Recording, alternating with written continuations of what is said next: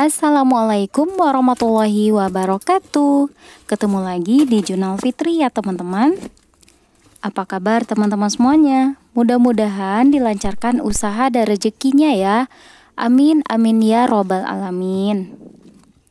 Gimana nih suasana liburannya teman-teman? Aktivitasnya sama ya teman-teman. Libur sekolah dan disambut dengan tahun baru, tapi jangan sampai warung sembako kita juga ikut libur. Tapi yang namanya manusia biasa, kita juga perlu istirahat ya teman-teman. Pastinya juga lelah menghadapi rutinitas di rumah atau di warung yang mungkin menghadapi banyak tantangan dan hambatan. Banyak juga pelanggan dengan banyak mode. Mulai dari tipe pelanggan yang suka buru-buru, kadang baru masuk warung udah minta cepat-cepat dikemas. Sedangkan kita harus fokus ngitung belanjaan. Ada juga nih teman-teman tipe pelanggan yang sekedar beli permen untuk tukar uang kecil. Ditolak juga nggak enak, dituruti nanti malah kita yang kewalahan cari uang kecil. Nanti pas tidak ada uang kecil, ujung-ujungnya mereka kasbon. Itu pasti capek banget ya teman-teman. Kemudian tipe pelanggan yang mikirnya lama banget. Kebiasaan yang kayak gini tuh biasanya anak kecil ya teman-teman. Banyaknya jenis jajanan juga membuat mereka kebingungan mau pilih yang mana, sedangkan uang mereka terbatas. Rata-rata yang aku sebutin tadi itu pasti teman-teman di luar sana juga menghadapinya ya. Tapi apapun itu masalahnya, walaupun kita sendiri yang buka usaha warung sembako, kita juga dituntut untuk disiplin waktu ya teman-teman. Jangan sampai kita semena-mena dan seenaknya tutup warung yang dengan waktu yang lama, karena ini sangat mempengaruhi sekali dan bisa menjadi ancaman untuk warung sembako kita ke depannya. Tapi yang pasti dampak yang akan langsung kita rasakan adalah warung kita menjadi sepi pembeli dan omset menurun. Meskipun warung yang sepi itu hal yang wajar ya teman-teman, yang namanya rezeki pasti ada besar kecilnya, ada juga pasang surutnya. Tapi jika kita selalu berusaha dan melakukan cara ini, insya Allah apapun itu bisa diatasi. Oke teman-teman, simak video sampai habis ya. Sebelum aku lanjut, aku ucapkan terima kasih untuk teman-teman yang udah subscribe, like, dan komen. Dan juga untuk teman-teman yang baru mampir, selamat menonton. Mudah-mudahan apa yang aku sampaikan bermanfaat untuk teman-teman semuanya. Oke, yang pertama yang perlu kita lakukan adalah untuk selalu konsisten dalam buka tutup warung. Nah, biasanya yang jadi masalah besar adalah datang dari kita sendiri ya teman-teman. Jika kita selalu menjaga waktu, tidak meninggalkan warung jika tidak terlalu penting, apalagi untuk kita yang belum punya karyawan ya teman-teman, karena sekalinya kita keluar pasti harus tutup warung dulu. Jika kita sering tutup, pelanggan menjadi enggan untuk datang karena khawatir warung kita akan tutup lagi.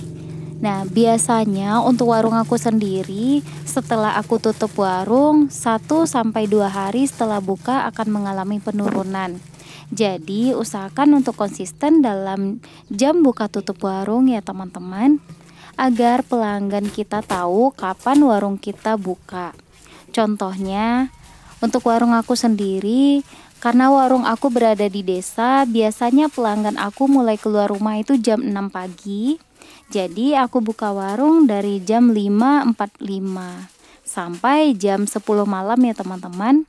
Karena mulai dari jam 9 malam di desa tempat tinggal aku sudah mulai sepi. Jadi untuk jam buka tutup warung itu kita tidak bisa samakan dengan orang lain ya teman-teman. Karena kondisi tempat tinggal dan kebiasaan kita berbeda-beda. Nah, lain halnya dengan warung sembako di kota-kota besar. Dengan aktivitas kota yang padat, mungkin bisa dibuka 24 jam. Tapi untuk yang tinggalnya di desa atau perkampungan, biasanya hanya 16-17 per hari. 17 jam ya teman-teman. Kemudian yang kedua yang perlu kita lakukan adalah pelayanan. Jika ingin warung kita menjadi ramai pembeli, tentunya kita sendiri harus punya sikap yang ramah dan murah senyum, agar pelanggan kita merasa nyaman dan ingin kembali lagi untuk berbelanja. Tapi Yang harus kita perhatikan, sikap ramah kita jangan sampai berlebihan ya teman-teman. Nah, ini kebiasaan untuk di warung di desa atau perkampungan. Biasanya warung dijadikan tempat untuk perkumpulan ibu-ibu yang suka gosip atau semacamnya. Akhirnya warung kita dianggap sebagai pusat informasi. Jadi usahakan untuk bersikap sewajarnya ya teman-teman. Kemudian ada juga nih teman-teman, sikap kita yang ramah juga sering dimanfaatkan oleh pelanggan yang suka kasbon. Untuk itu kita harus pintar-pintar menolak jika ada yang ingin kasbon, karena itu akan menjadi kebiasaan ke depannya. Kemudian yang ketiga adalah ketersediaan stok barang. Pastikan barang-barang atau produk yang ada di warung kita selalu baru dan lengkap. Jika stok barang di tempat kita selalu habis, biasanya pelanggan akan malas dan akan mencari ke warung lain. Coba teman-teman bayangkan, ketika ada pelanggan yang datang ke warung kita malah tidak bisa mendapatkan barang yang mereka cari karena stoknya sedang habis. Pastinya kecewa kan? Nah, untuk itu, jika stok barang di warung mulai menipis, segeralah berbelanja. Lanjut, untuk yang keempatnya yang perlu kita lakukan adalah menjaga kebersihan. Pastikan setiap buka warung untuk selalu dibersihkan dan ditata dengan rapi. Karena warung yang rapi dan bersih akan menarik pelanggan untuk berbelanja. Jadi meskipun warung kita kecil, tetap selalu menjaga kebersihan agar menarik pelanggan. Kemudian yang terakhir yang perlu kita lakukan agar warung kita selalu ramai pembeli adalah mencari peluang. Nah, adapun peluang yang bisa dilakukan adalah dengan menambah koleksi tanaman di belakang rumah. Nah, ini yang pasti bisa dijual kembali ya teman-teman. Mulai dari daun bawang, seledri, tomat, terong, cabai rawit, cabai keriting, dan aneka sayuran. Nah, selain menambah pendapatan warung, warung kita akan dikenal lengkap dan semakin berkembang.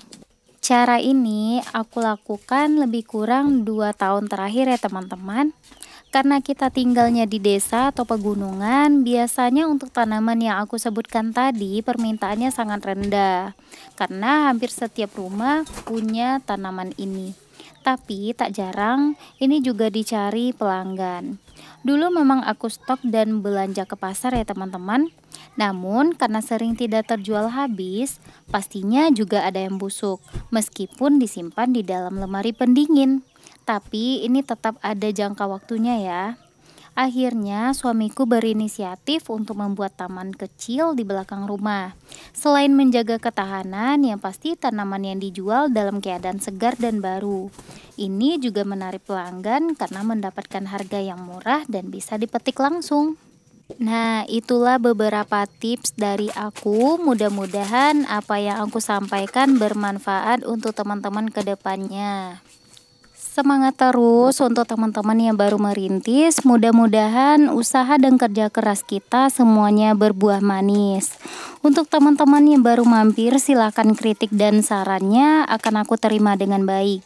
Karena aku juga orang biasa, bukan bermaksud untuk menggurui, dan jika ada salah dan kilaf mohon dimaafkan. Sekian dulu video aku kali ini, tunggu video aku selanjutnya ya. Akhir kata, assalamualaikum warahmatullahi wabarakatuh.